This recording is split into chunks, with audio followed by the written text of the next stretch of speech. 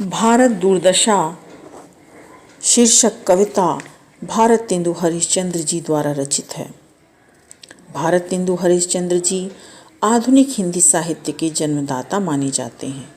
वे भारतेंदु युग के प्रवर्तक हैं। बहुमुखी प्रतिभा के धनी भारतेंदु जी ने गद्य एवं पद्य दोनों क्षेत्रों में साहित्यिक रचनाएं की हैं। उन्होंने नाटक, उपन्यास, निबंध सभी कुछ लिखा, लेकिन उनकी विशेष प्रतिष्ठा एक कुशल कवि एवं नाटककार के रूप में अधिक है।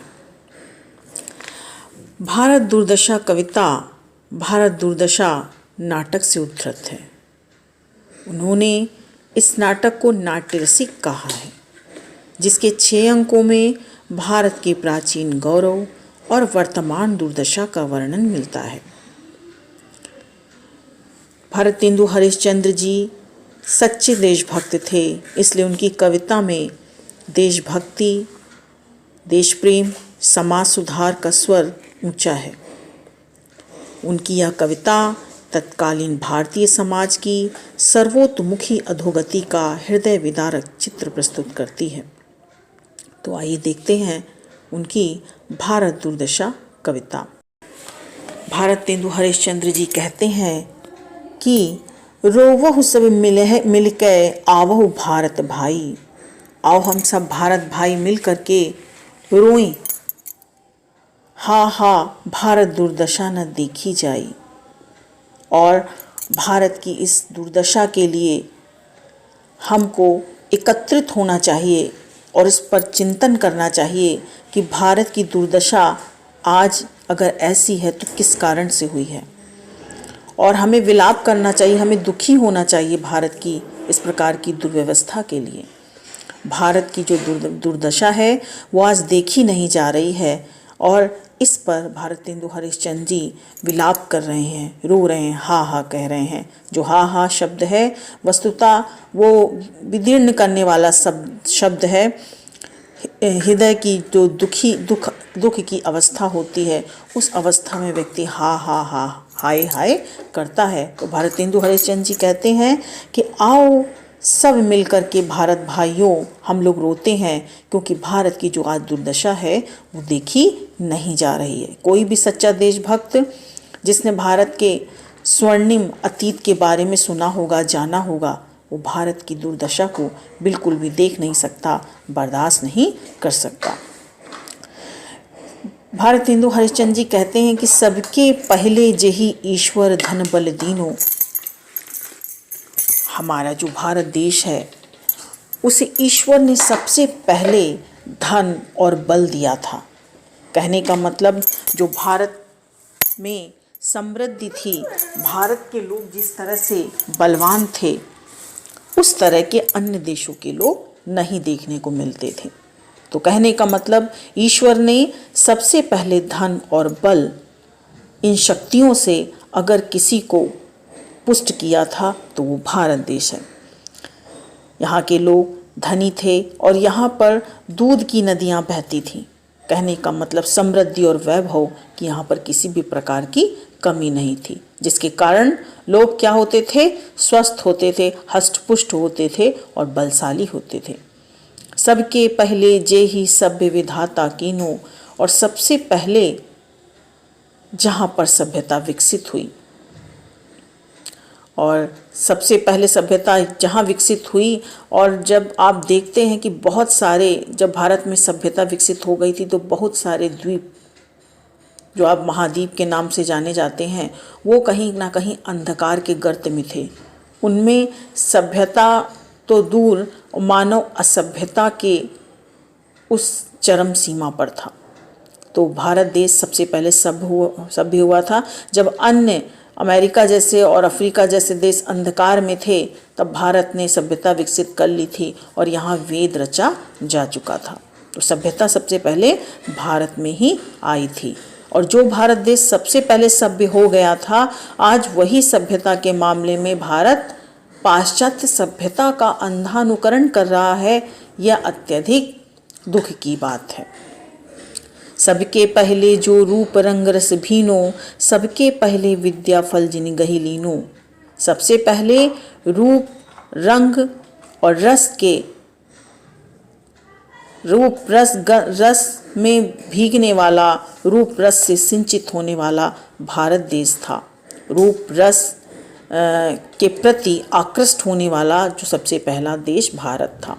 जब व्यक्ति धन, बल, ऐश्वर्य से युक्त होता है, उसके बाद ही रूप, रंग, रस में जाता है। कहने का मतलब आनंद की जो प्रक्रिया थी, सबके पहले जो रूप, रंग, रस भीनो, यहाँ पर जो रूप, रंग, रस भीनो कहने का मतलब तो नाना प्रकार की कलाएं भारत में धीरे धीरे विकसित होने लगी, चाहे वो नृत्य कला हो, चाहे संगीत कला हो, है तो क्योंकि भारत अन्य देशों से सभ्य हुआ, धन बल में उसमें किसी भी प्रकार की कमी नहीं थी, इसलिए सबसे पहले रूप, रंग, रस में भीगने वाला देश भारत ही है। वहाँ पर अनेक प्रकार की कलाएं, संगीत कलाएं, नृत्य कलाएं, चित्रकलाएं, तमाम प्रकार की कलाएं विकसित हुईं।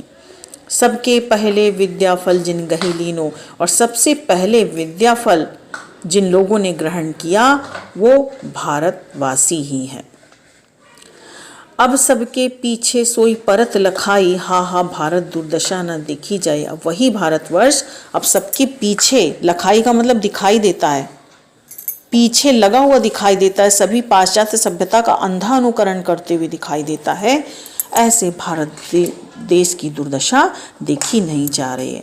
हा हा, हाय हाय, भारत की ऐसी दुर्दशा नहीं देखी जा रही है।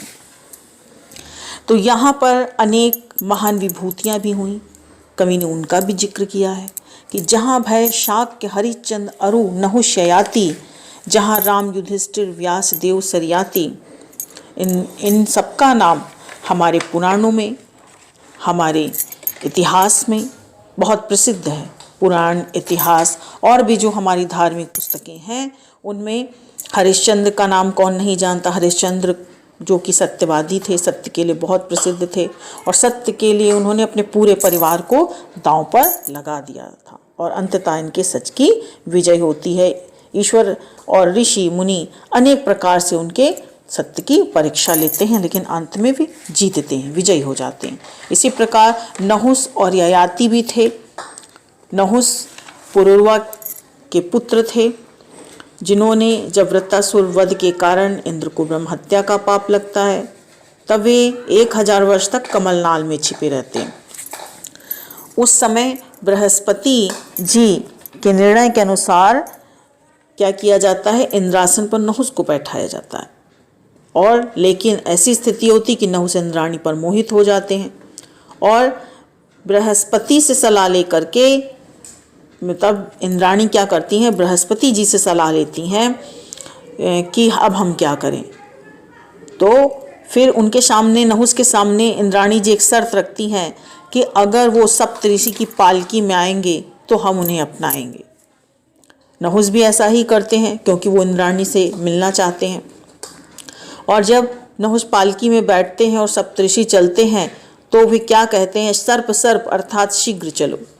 इस पर सप्तऋषि में अगस्त्य ऋषि उन्हें शाप दे देते हैं और क्या शाप देते हैं कि तुम सर्प हो जाओ, और वो सर्प योनि में पड़े रहते हैं। फिर महाराज धर्मराज युधिष्ठिर ही उन्हें शाप मुक्त करते हैं। तो ये नहुस हमारे भारत में बहुत प्रसिद्ध है, हमारे इतिहास पुराणों में बहुत प्रसिद्ध हैं।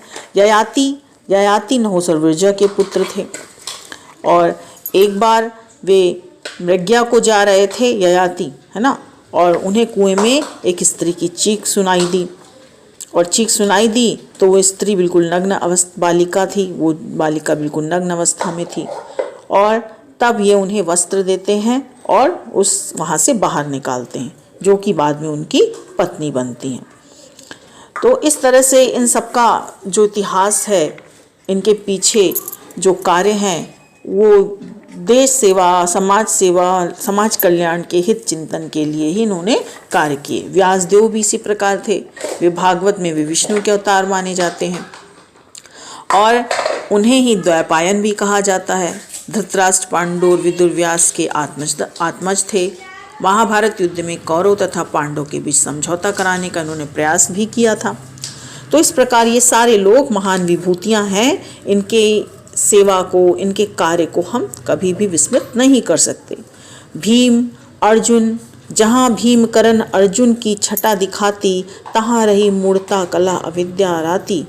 जिस देश में भीम और अर्जुन की छटा दिखाई देती है, उनके पराक्रम की छटा दिखाई देती है, तहाँ रही मूढ़ता कला अविद्या राती। आज वहाँ पर मूढ़ता, मूढ़ता का मतलब मूर्खता, कलह का मतलब द्वेष, जो आपस में लोग पारस्परिक द्वेष रखे हुए हैं, ईर्ष्या कर रहे हैं, और अविद्या, अविद्या का मतलब जो भी अज्ञानता है वो वहाँ पर राज्य कर रही है। अब जहाँ देखो तहाँ दुखई दुख दिखाई, हा हा भारत दुर्दशा ना देखी जाए। अब जहाँ देखो वहाँ दुख ही दुख दिखाई देता है। जहाँ कभी पहले सुख ही सुख दिखाई देता था, वहाँ दुख ही दुख दिखाई देता है। हा हा, हाय हाय, ऐसे भारत की दुर्दशा अब देखी नहीं जा रही है। लरी वैदिक जैन डुबाए पुस्तक सारी, करी कलह बुलाई जवन सन पुनि भारी। वैदिक धर्म को मानने वाले और जैन, इन लोगों में आपस में बनती नहीं थी और एक प्रकार का वैचारिक वैमनस्य था, और इन लोगों ने वैचारिक वैमनस्य के कारण अनेक पवित्र, धार्मिक और ज्ञानवर्धक पुस्तकों को डुबो दिया, नदी में डुबो दिया, समुद्र में डुबो दिया। लरि वैदिक जैन डुबाए पुस्तक सारी, करी कलाह बुलाई जवन सैन पुनि भारी। कवि कहते हैं कि हमारे देश में अनेक धर्मों को मानने वाले हैं। कोई शाक्य है, कोई वैष्णव है, कोई शैव है, तो कोई जैन है, कोई बौद्ध है। तो इन सबका अपना अपना वैचारिक वैमनस्य हो जाता है कि मेरा धर्म श्रेष्ठ है। तो यहाँ पर दो धर्मों की लड़ाई के बीच में बहुत देश की बहुत बड़ी क्षति होती है। वैदिक धर्म और जैन धर्म को मानने वाले बहुत सारी अमूल्य हमारी जो सांस्कृतिक धरोहर थी, हमारे ज्ञान वर्धन को बढ़ाने वाली थी, उन पुस्तकों को नष्ट कर दिया, उन्होंने जलमग्न कर दिया, और उससे हमारे देश की बहुत भारी क्षति हुई। और ज्ञान का असीम जो भंडार था हमारे लिए, वो पुस्तकें सदा सदा के लिए पानी में डूब करके जलमग्न हो गई और नष्ट हो गई। करी कलह बुलाई जवन सैन पुनि भारी। और हमारे देश के ही लोग क्या करते थे कि एक दूसरे को नीचा दिखाने के लिए, एक दूसरे को पराजित करने के लिए बाहर की शक्तियों को आमंत्रित करते थे। और यवन सैन जो हमारे यहाँ आए थे, यवन सैनिक, ये उसी का ही दुष्परिणाम था। यवनों ने हमारे यहाँ आपसी फूट देख करके हम पर आक्रमण कर दिया। तिन नासी बुद्धि बल विद्या धन बहु भारी, जिसके कारण हमारी बहुत भारी क्षति हुई। बुद्धि, बल, विद्या सभी का बहुत प्रकार से नाश हुआ। छाई अब आलस कुमति कलह अंधियारी, जिसके परिणाम स्वरूप देश में आलस, कुमति और कलह और अंधेरा, उसका चारों ओर वर्चस्व स्थापित हो गया। कहने का मतलब लोग आलसी, और जो सुंदरमती थी वो उनकी नष्ट हो गई, आपस में कलह करने लगे, अज्ञानता में जीने लगे। तो इस प्रकार देश का वातावरण बन गया। भय अंध पंगु सब दीनहीन बिल खाई, हा हा भारत दुर्दशा ना देखी जाई। और जब लोग अंधेरे में रहेंगे, कलह करेंगे, कुमति और आलस के सानिध्य में रहेंगे, तो उस देश के नागरिक अंधे और लंगड़े के ही समान हैं। और अंधे और लंगड़े सब दीनहीन होकर के, जब व्यक्ति असहाय स्थिति में होता है, उसके अपने अंग काम नहीं करते हैं, आँख कान होते हुए भी वो देख सुन नहीं पा रहा है, समझ नहीं पा रहा है, उसे ज्ञान विवेक की शक्ति उसकी समाप्त हो चुकी है, तो वो अंधे और लंगड़े के ही समान है, असहाय स्थिति में है। और ऐसी असहाय स्थिति में व्यक्ति दीनहीन होकर के सिर्फ रो सकता है। तो ऐसे भारत देश की जो देशवासी हैं यहाँ के, उनकी ऐसी दुर्दशा हो गई है, और इस भारत देश की दुर्दशा अब देखी नहीं जा रही है। अंग्रेज राज सुख साज सजे सब भारी। फिर एक ज़माना आया जब अंग्रेज़ों का भी ज़माना आया हमारे देश में, जब ब्रिटिश साम्राज्य ने हमारे ऊपर अधिकार कर लिया और हमने उनकी खूब गुलामी सही, और उस पराधीनता में हमने अपने देश का बहुत कुछ नष्ट किया। अंग्रेज राज सुख साज सजे सब भारी। अंग्रेज ने खूब सुख और साज के साथ, कहने का मतलब खूब वैभव के साथ, खूब सुख के साथ हमारे ऊपर राज्य किया, और उनके पास किसी भी प्रकार की वैभव में कोई भी कमी, साज सज्जा और वैभव में उनके किसी भी प्रकार की कमी नहीं होती थी। पै धन विदेश चली जात थे अति ख्वारी, और हमारे देश का ही धन अंग्रेजों के माध्यम से विदेश जाने लगा। और जो भारत सोने की चिड़िया थी, वहाँ पर गरीबी, निर्धनता, अज्ञानता ने अपना डेरा डाल लिया। लोग भूखे मरने लगे, दाने दाने को तरसने लगे। और उसके ऊपर अंग्रेजों ने क्या किया, ताहू पे महंगी काल रोग विस्तारी, काल रूपी रोग का विस्तार हुआ। किस प्रकार के काल रूपी का? महंगाई रूपी काल ने अपने आप को बढ़ाना शुरू किया। जैसे रोग का दिनों दिन विस्तार होता जाता है, धीरे धीरे रोग बढ़ता है, वैसे ही जो काल रूपी महंगाई थी उसने अपना भयंकर रूप धीरे धीरे करके धारण कर लिया। दिन दिन दूनो दुख ईस देत हाहारी, और जिसके कारण ईश्वर क्या कर रहा था, भारतवासियों को दुगना दुख दे रहा था। और ऐसी स्थिति में भारत की स्थिति देखी नहीं जा रही थी। सबके ऊपर टिकस की आफत आई, हा हा भारत दुर्दशा न देखी जाए। एक तो निर्धनता, लोगों को खाने को नहीं, पहनने को कुछ नहीं, और जो मूलभूत आवश्यकताएं वो उनकी पूरी नहीं हो पा रही थी, और ऊपर से अंग्रेजों ने टैक्स भी लगा दिया था, और वो कर भी उन्हें देना ही देना था। तो ऐसी अवस्था में भारतवासियों के लिए कर चुकाना कितना दुष्कर कार्य था। और इस प्रकार के दुष्कर कार्य से वो गुजर रहे थे, और इस प्रकार के भारतवासियों की दुर्दशा देखी नहीं जा रही थी। और भारतेंदु जी उनकी इस दुर्दशा पर विलाप करते हैं। तो एक और तो उन्होंने पहले हमारे अतीत के बारे में कहा, और अतीत के बारे में उन्होंने हरिश्चंद्र, ययाति, युधिष्ठिर, अर्जुन, भीम आदि के बारे में बताया कि वो वाला स्वर्णिम भारतवर्ष जहाँ पर इस तरह की महान विभूतियों ने जन्म लिया। दूसरा उन्होंने बताया जो मध्यकाल में स्थिति हो गई थी हमारे भारत देश की, तमाम धर्म उदय हुए और वे सब अपने आप को श्रेष्ठ समझने लगे, आपसी कलह करने लगे, और जिसके कारण बाहरी शक्तियाँ हमारे ऊपर हावी हो गई। और एक तीसरी अवस्था ये थी कि जब अंग्रेज हमारे ऊपर हावी हुए और उन्होंने हमारा क्या क्या नष्ट किया। तो इस प्रकार तीनों ही स्थिति में भारत कैसे दुर्दशा का शिकार होता है, यह उन्होंने बताया।